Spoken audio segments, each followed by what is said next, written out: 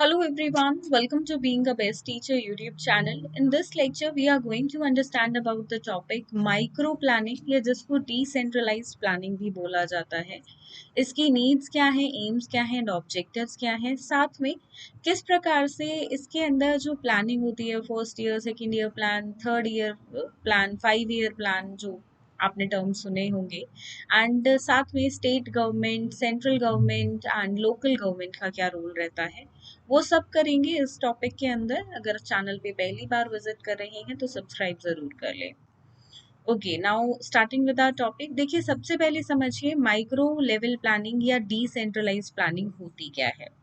देखिए, ये एक परकुलेशन है ऑफ प्लानिंग द एक्टिविटीज। ठीक है, कि सेंटर से लेकर सब स्टेट लेवल तक, district level, block level, village level पे काम जो है किस तरीके से होंगे उसकी एक प्लानिंग, मतलब डिसेंट्रलाइज्ड, मतलब पूरे सेंट्रलाइज्ड लेवल पे पूरे देश में किस हिसाब से जो है डिविजन्स बनेंगे और कौन कौन कैसे कैसे काम करेगा, प्लान करेगा, किसके रोल में क्या एक्टिविटीज हैं, तो वो सब यहाँ पे माइक्रो लेवल प्लानिंग के अंदर आती है। माइक्रो लेवल प्लानिंग में बेसिकली यहाँ पे सोशो इकोनॉमिक जो है प्लानिंग की जाती है, राइट। अब इसी के अंदर अगर हम बात करें तो फर्स्ट प्लान जो आया था, the importance of decentralized planning was emphasized in order to achieve active people's participation in the planning process, कि लोगों का जो है एक एक्टिव पार्टिसिपेशन उस फर्स्ट प्लान में रहे। तो गवर्नमेंट ने यहाँ पे अपॉइंट किया था बलवंत राज मेहता टीम को 1957 में। ठीक है, ये फर्स्ट प्लान आया था। इसमें यहाँ पे रिकमेंड किया था कॉन्स्टिट्यूशन को कि वो इलेक्ट करे लोकल बॉडीज को, जो रिक्वायर्ड है यहाँ पे, लाइक लोकल बॉडीज इस चीज का ध्यान रखें कि क्या रिसोर्सेज रिक्वायर्ड हैं, क्या पावर, क्या अथॉरिटी रिक्वायर्ड है, राइट।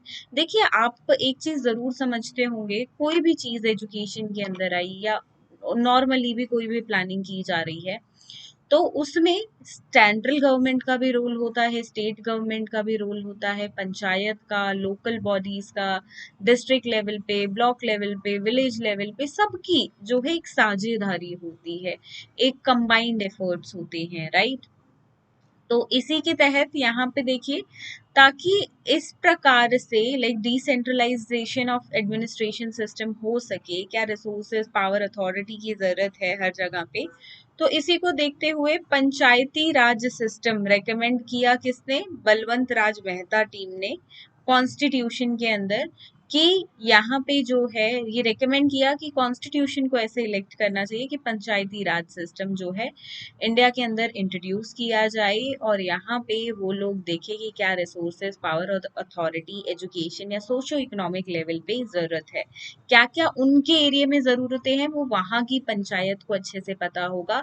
इररेस्पेक्टिव, ना इतना उतने अच्छे से देखिए, ना स्टेट बता पाएगा, स्टेट गवर्नमेंट, ना सेंट्रल गवर्नमेंट, जो लोकल बॉडीज हैं वो बता पाएंगी, right. So this was the decision कि यहाँ पे पंचायती राज सिस्टम जो है लीगली यहाँ पे इंट्रोड्यूस किया गया।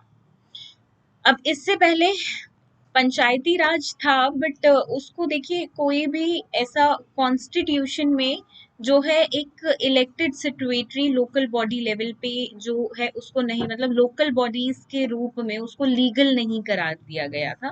यहाँ पे इस टीम के तहत वो चीज लीगल हो गई। ठीक है, पंचायती राज सिस्टम का एक रोल हो गया जैसे सेंटर और स्टेट गवर्नमेंट का होता है, right.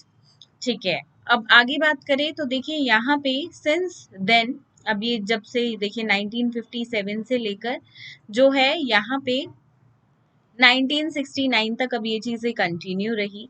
The process of planning commission issued some guidelines on the introduction of district planning. District आप समझते होंगे, देखिए एक राज्य के अंदर, एक स्टेट के अंदर डिफरेंट जो है डिस्ट्रिक्ट्स बटी होती हैं, उन डिस्ट्रिक्ट्स के अंदर कैसे प्लानिंग की जाए जोन वाइज, क्योंकि हर एक जोन की में भी अपनी ज़रूरतें अलग हों। जैसे कि हम बखूब तरीके से समझते हैं, कोई डिस्ट्रिक्ट एक राज्य के अंदर हो सकता है लाइक वो अर्बन एरिया में आती हो, एक रूरल एरिया में आती हो, उसमें रूरल एरिया एक डिस्ट्रिक्ट में ज़्यादा हो, एक में कम हो, तो उस हिसाब से उनकी नीड्स और वांट्स भी अलग हो जाती हैं, तो उनके हिसाब से प्लानिंग करना, उनके हिसाब से उनको गाइडलाइंस देना, इसकी आवश्यकता बहुत थी। तो यहाँ पे अगेन 1977 में एमएल दांतवाला जो वर्किंग ग्रुप था ये कुछ रिकमेंड करते हैं गाइडलाइंस, ठीक है। ये रिकमेंड करते हैं ब्लॉक लेवल प्लानिंग की बात, ठीक है, कि डिस्ट्रिक्ट लेवल के अंदर भी ब्लॉक्स को डिवाइड किया जाए, ठीक है, ताकि और अच्छे से और क्वालिटी आ सके। अब इसके बाद अशोक मेहता कमेटी आती है, ये भी अपनी रिपोर्ट सौंपते हैं, ठीक है, पंचायती राज के बारे में कि किस तरीके से उसको बहुत सारी चीजें उसकी प्लानिंग कैसे वो कंट्रोल कर सकते हैं। 1978 में अशोक मेहता कमेटी अपनी रिपोर्ट सौंपती है, ठीक है। अब इसके बाद यहाँ पे economic advisory council to the prime minister जो है वो फाइनली एक रिपोर्ट यहाँ पे तैयार करते हैं इतने सारे एफर्ट्स के बाद, डिसेंट्रलाइजेशन ऑफ डेवलपमेंट प्लानिंग पे, ठीक है। और इसको इम्प्लीमेंट कर दिया जाता है अधिकतर राज्यों में, अधिकतर स्टेट्स में इन 1983। फाइनली फिर हमें 84 में the group on district planning जो है वो अपनी रिपोर्ट सबमिट करता है, एंड यहाँ पे हमें अब पक्के तौर पे जो है डिसेंट्रलाइज प्लानिंग या जिसको प्लानिंग ऑफ माइक्रो लेवल बोला जाए तो वो देखने को मिलती है किसके अंडर, सातवां जो प्लान होता है हमारा सेवेंथ प्लान, उसके अंडर। तो फाइनली हम बात करें तो इतने सारे जो एफर्ट्स किए गए उनके बाद फाइनली डिसेंट्रलाइज प्लानिंग या माइक्रो लेवल प्लानिंग हमें देखने को मिली सेवेंथ प्लान में इन 1984, राइट, ओके। इससे पहले बात करें तो इंडिपेंडेंस के बाद से स्टार्टिंग से ही जो है सेंट्रलाइज्ड प्लानिंग जो है वो एक लिटिल वेरिएशन के साथ हमें देखने को मिल रही थी हमारी कंट्री में, बट यस पहली बार 1984 में डिसेंट्रलाइज्ड प्लानिंग हमें देखने को मिली, राइट। सो और अब इसके साथ डिसेंट्रलाइज, देखिए सेंट्रलाइज्ड प्लानिंग से डिसेंट्रलाइज्ड प्लानिंग हो जाता है 1984 में, तो उसके बाद अब जो पावर ऑफ या हम बोल सकते हैं प्लानिंग प्रोसेस बेसिकली या डिसीजन मेकिंग प्रोसेस जो है वो टॉप टू बॉटम कर दिया जाता है। देखिए टॉप पे कौन आएगा, सेंटर आएगा, देन स्टेट है, देन लोकल बॉडीज हैं, ठीक है, इस तरीके से आप याद रखिएगा। तो इस तरीके से बॉटम टू टॉप लेवल या टॉप टू बॉटम लेवल इस तरीके का जो है सिस्टम बना दिया जाता है, ठीक है, from the top to bottom type to a system of bottom to top type, ठीक है। तो देखिए ये चीजें बहुत जरूरी थी। लेट सपोज एग्जाम्पल से समझते हैं, पंचायत को कोई चीज ऐसी लगती है कि भाई इस तरह की प्लानिंग हमारे क्षेत्र में की जानी चाहिए, तो उनका सुझाव जो है वो स्टेप वाइज जो है टॉप तक पहुंचता है, ठीक है, वो सबसे बॉटम पे आते हैं, ठीक है, डिसीजन मेकिंग में, क्योंकि उनके पास एक एक डिवीजन एक गांव ही लिमिटेड होता है या कुछ गांव ही लिमिटेड होते हैं उस पंचायत के पास। तो उन्हें कुछ जरूरत लगी, वो उन्होंने बात पहुंचाई अपनी टॉप लेवल तक, और टॉप लेवल ने फिर उनको वो चीज इम्प्लीमेंट करने की इजाजत दी या नहीं दी, ठीक है, ठीक लगी तो डेफिनेटली दी। तो इस तरीके से क्या हो गया, बॉटम टू टॉप लेवल हो गया।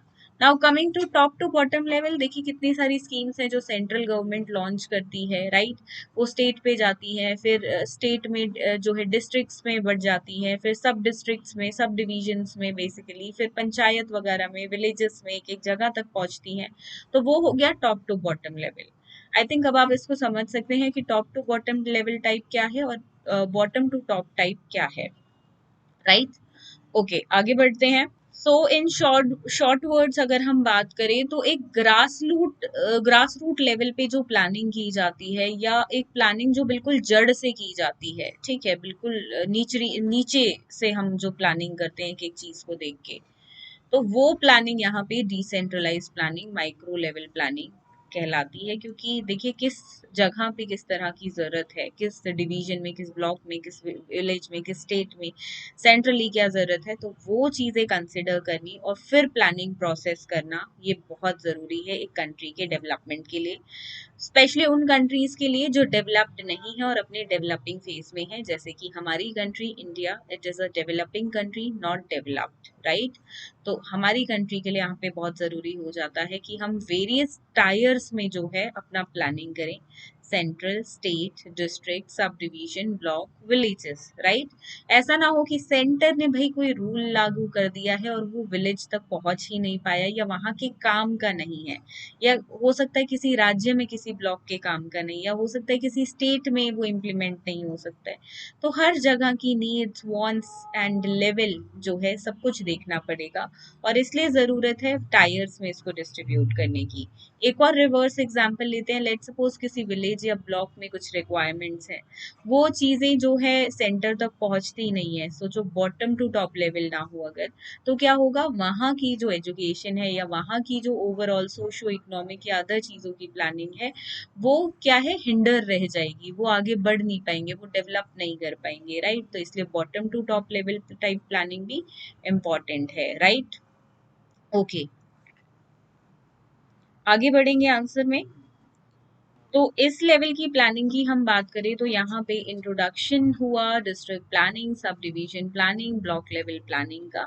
सो this type of planning may work at village level also, यानी कि हर एक क्षेत्र में, हर एक गांव में, छोटी छोटी जगहों पे भी जो है प्लानिंग हो सके, उनके हिसाब से भी हो सके, right. Okay, so these are the thing. देखिए इंडिया के अंदर हम बात करें तो गवर्नमेंटल एक्टिविटीज जो हैं वो परफॉर्म की जाती हैं centre to state and then local, मतलब सेंटर कोई रूल बनाता है वो स्टेट्स तक पहुंचता है, फिर स्टेट्स उसको लोकली डिस्ट्रीब्यूट करते हैं। जैसे कि लोकली बात करें तो district level Zila Parishad, taluk level panchayat समितिज and also village level gram panchayat तक।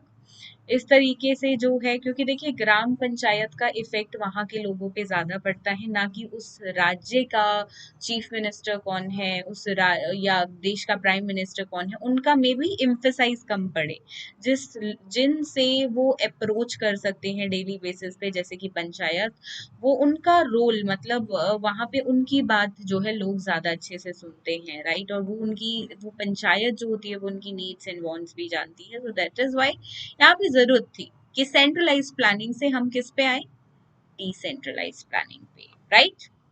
ओके, तो हमने ये पढ़ लिया कि सेवेंथ प्लान के अंदर ये आया है, राइट। ईयर भी आप याद रखें। एंड देखिए डिसेंट्रलाइज प्लानिंग जो है वो हर स्टेट में करी गई, मोस्ट ऑफ द स्टेट्स में बेसिकली डिस्ट्रिक्ट लेवल पे, पर कुछ स्टेट्स जो ऑलरेडी स्मॉल थे जैसे कि असम, वेस्ट बंगाल, ठीक है, तो यहाँ पे जो है the same plan was decentralised up to sub division level, ठीक है। उसको आगे जो है बाकी हिस्सों में नहीं बांटा गया, जैसे कि हमने यहाँ पे पढ़ा कि सब डिवीजन लेवल, फिर आगे ब्लॉक और विलेज लेवल भी होता है। तो जो छोटे राज्य हैं उनमें यहाँ पे सिर्फ कहाँ तक लिमिट किया गया इसको, डिस्ट्रिक्ट लेवल तक, आगे यहाँ पे इस लेवल पे ब्लॉक और विलेज लेवल पे नहीं लेकर गए, ठीक है। ऑब्जेक्टिव क्या थे डिसेंट्रलाइज प्लानिंग के, आई होप आप इसमें बहुत सारे पॉइंट्स खुद से लिख सकते हैं। पहला है कि देखिए एजुकेशन अच्छी दी जा सके, पॉवर्टी कम हो जाए, ठीक है, जहाँ की जैसी रिक्वायरमेंट्स हैं उनको समझा जा सके, पब्लिक का एक्टिव पार्टिसिपेशन रहे हर एक जगह पे, हर एक सेक्टर में। That is why socio economically develop हो सके नेशन, फ्यूचर नीड्स को देखते हुए, ठीक है, एक बैलेंस जो है कंट्री में सभी लोगों के बीच बना रही, इक्विटी और इक्वालिटी मेंटेन हो सके। तो ये कुछ ऑब्जेक्टिव्स यहाँ पे माइक्रो प्लानिंग या डिसेंट्रलाइज प्लानिंग के रहते हैं।